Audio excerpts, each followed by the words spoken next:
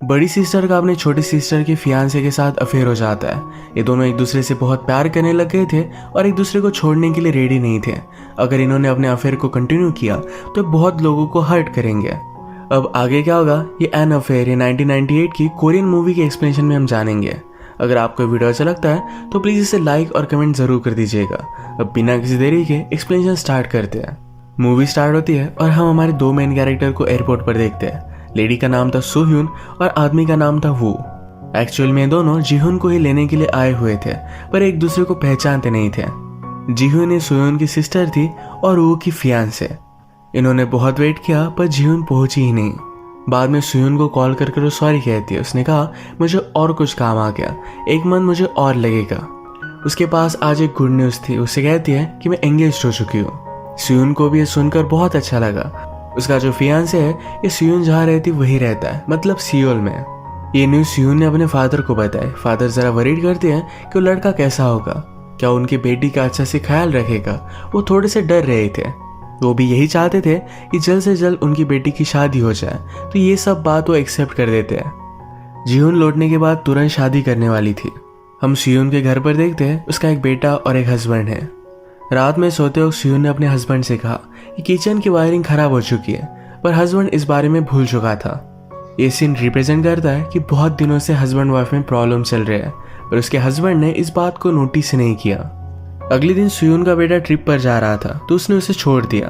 आज सोह्यून वू से मिलने वाली थी, जीहुन का फियांसे। ये मिलकर शादी के बारे में डिस्कस करने वाले थे। ये दोनों मिले और इनकी बातों से हमें पता चलता है कि वो 14 ईयर से यूएसए में था। अब वो कंस्ट्रक्शन का काम करता है। वैसे फाइनेंशियली तो बहुत ही स्टेबल है।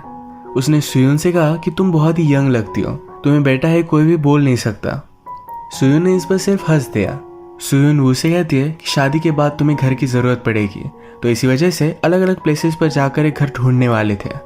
आज रात सोह्यून के हस्बैंड की ऑफिस की पार्टी थी, इसमें वो भी आई, पर यहाँ पर उसका हस्बैंड सिर्फ अपने कलीग से ही बिजनेस की बातें करता है। उसे बहुत ही अकेला महसूस होता है। इसके बाद नेक्स्ट सीन में हम देखते हैं वू के फादर और सोह्यून के फादर ने भी शादी के लिए बात कर ली थी। अगले दिन वू और सोह्यून ने घर ढूंढने के लिए मिले। एक एजेंट ने उन्हें घर दिखाया, पर बहुत ही कंजस्टेड था, इन्हें पसंद नहीं आता। ये अगले दिन घर ढूंढने का फिर से ट्राई करने वाले थे। सोह्यून को लगता है कि सबर्ब में सिटी के बाहर बहुत अच्छा घर मिल सकता है, तो यही घर ये देखने के लिए आए। घर के सामने एक बहुत ही ब्यूटीफुल सा लेक था जो वू इनको बहुत पसंद आता है। इसके बाद ये लेक के पास वॉक कर रहे थे। सोह्यून वू इनसे पूछती है कि एक अलग कंट्री में आना तुम्हें कैसा लगता है। वो कहता है कि मैं स्लोली एडजस्ट कर रहा हूँ। उसने सोह्यून से पूछा क्या तुम कभी भी कहीं बाहर नहीं गई। सोह्यून कहती कि मेरा रूटीन बहुत ही फिक्स्ड है, मेरा हस्बैंड मेरा बेटा, इनमें मेरा पूरा दिन चला जाता है।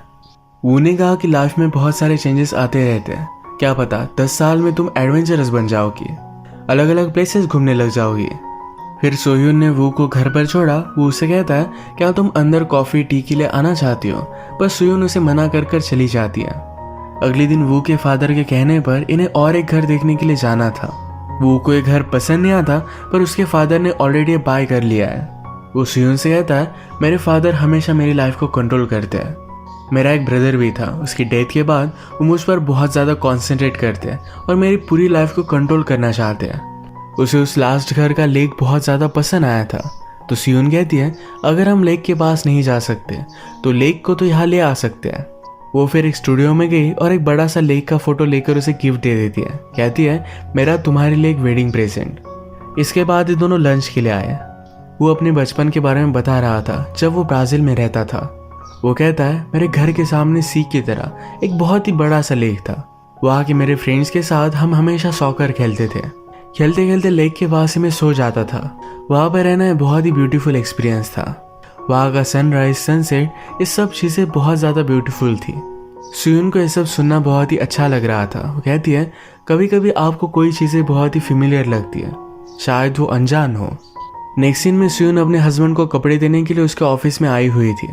उसका हस्बैंड को एक प्रोजेक्ट पर काम करना है तो आजकल घर नहीं आ पाता।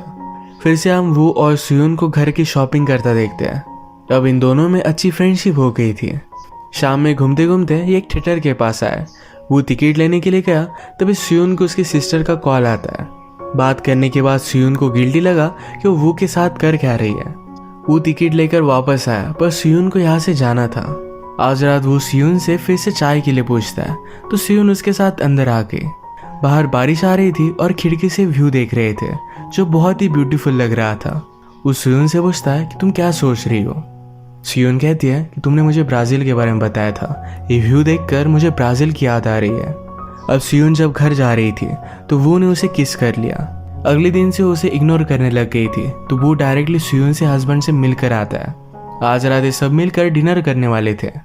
डिनर के वक्त वो ने सियोन के हस्बैंड से पूछा, तुम दोनों कैसे मिले थे।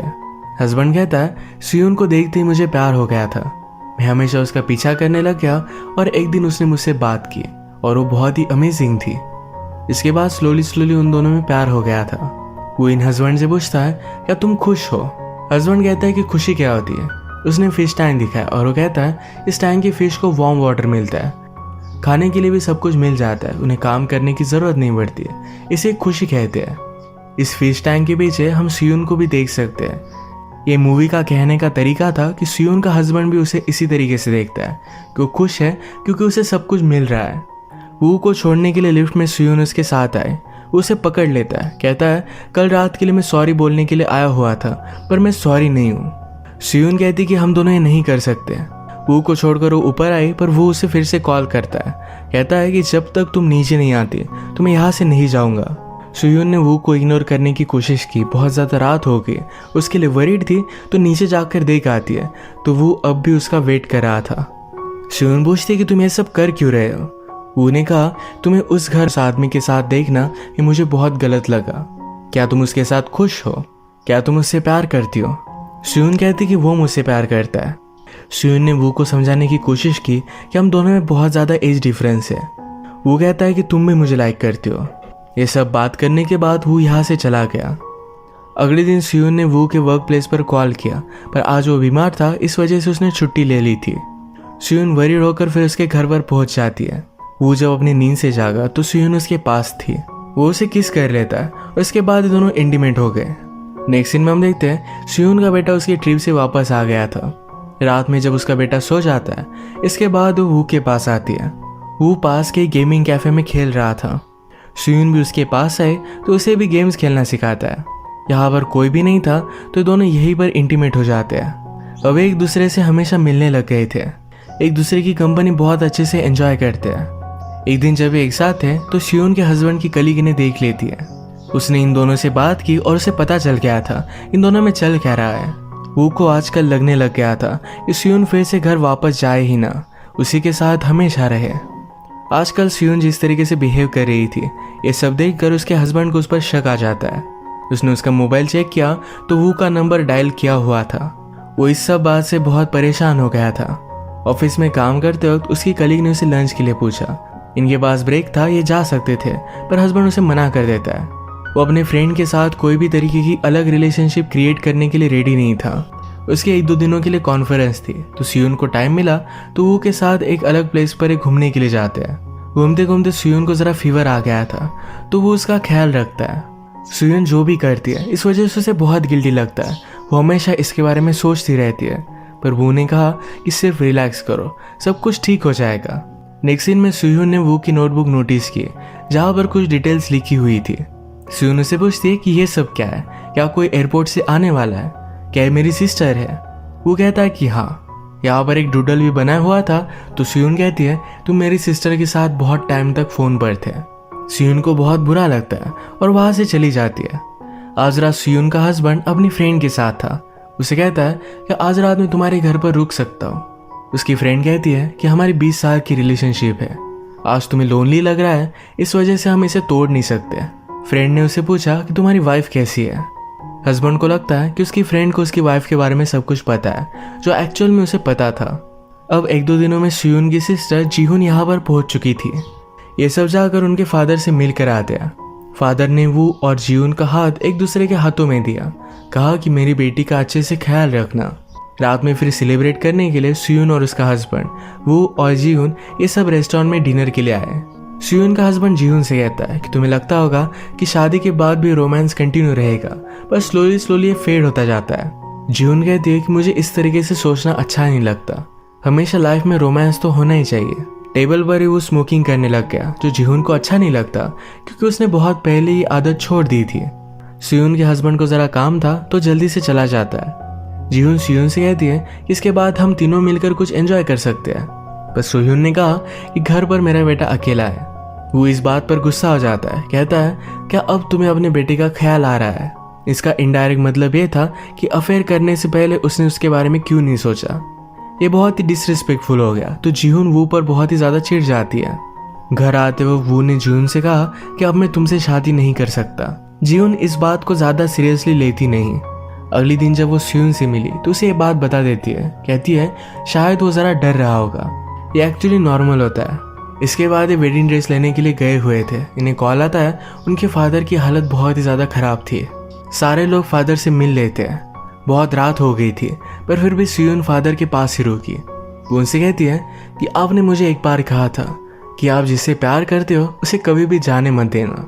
शायद आपकी लाइफ में भी कोई था जिसे आपने जाने दिया और आप आज भी पछतावा करते हो।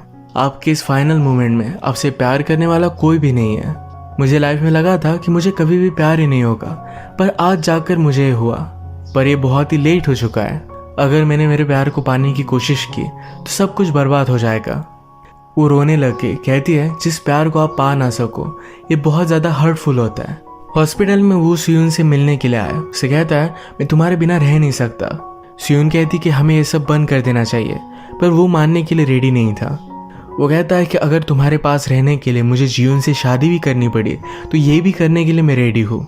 सियुन कहती कि ये सब बहुत गलत है, हमने उसे ऑलरेडी हर्ट किया है, हम और उसे हर्ट नहीं कर सकते। नेक्स्ट सीन में हम देखते हैं कि जिहुन और सियुन ये दोनों घर की पैकिंग कर रहे थे।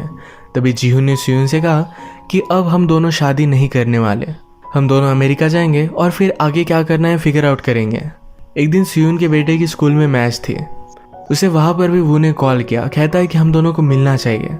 फिर वो डायरेक्टली स्कूल में ही आ जाता है। वही पर उसके साथ वो इंटीमेट हो गया। वो उससे कहता है कि हम दोनों के यहाँ से दूर चले जाना चाहिए। मुझे पता है कि तुम मना करोगी, तुम्हारी सिस्टर, तुम्हारे हस्बैंड, तुम्हारे बेटे को तुम नहीं छोड़ सकती। सियुन इस पर हाँ कहती है। सियुन कहती कि नहीं छोड़ सकती है।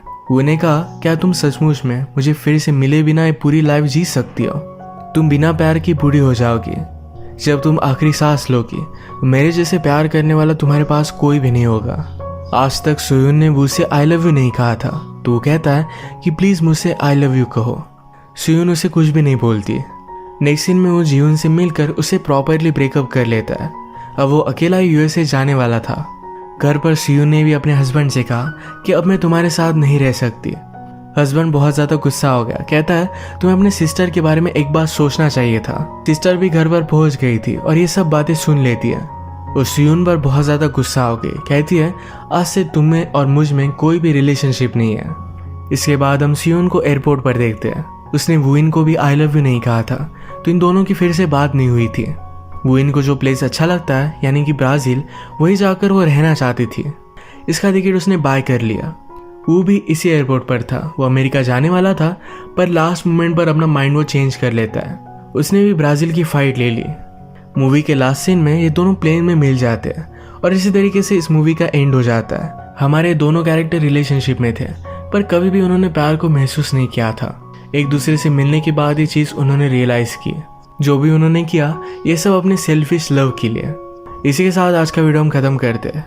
अगर आपको एक्सप्लेनेशन अच्छा लगा तो प्लीज़ इसे लाइक कर दीजिएगा। बहुत सारे मूवीज़ लेकर आते रहता हूँ, तो प्लीज़ इस चैनल को सब्सक्राइब कर दीजिए और बेल नोटिफिकेशन आइकन दबाना मत भूलिएगा। हम फिर से मिलेंगे और एक नई मूवी के साथ। तब तक के लिए थैंक यू और आप अपने आप का ख्याल रखिए।